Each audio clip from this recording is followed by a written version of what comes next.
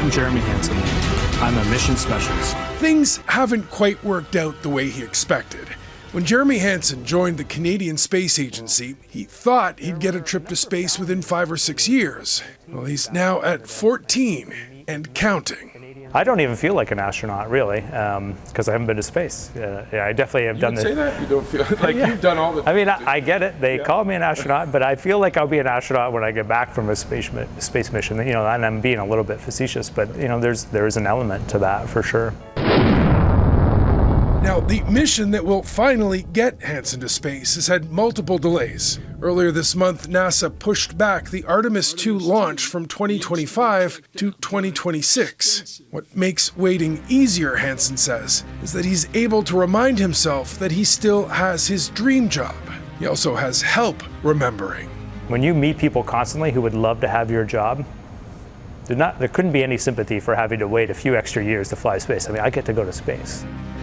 As Hansen and his crewmates wait, they prepare and practice over and over, right down to rehearsing saying goodbye to their families pre-launch and taking the elevator up to the ramp to board without a waiting rocket on the launch pad.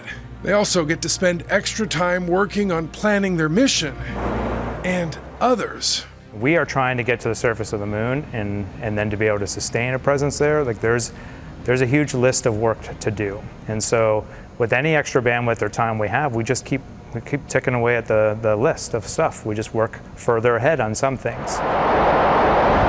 2024 did bring a reminder of the dangers of space missions. In June, NASA launched 2 astronauts on an 8-day mission to the International Space Station. Human spaceflight is not easy. There were complications. The Starliner capsule made by Boeing had a helium leak in its propulsion system and a problem with a set of thrusters. The 2 astronauts have now been on the ISS for 6 months and only have a return flight in March. You know, my daughter's, I'm going to miss most of her senior year in high school. Knowing them and who they are and their expectations, this isn't as big a leap for them as I think a lot of people believe it is.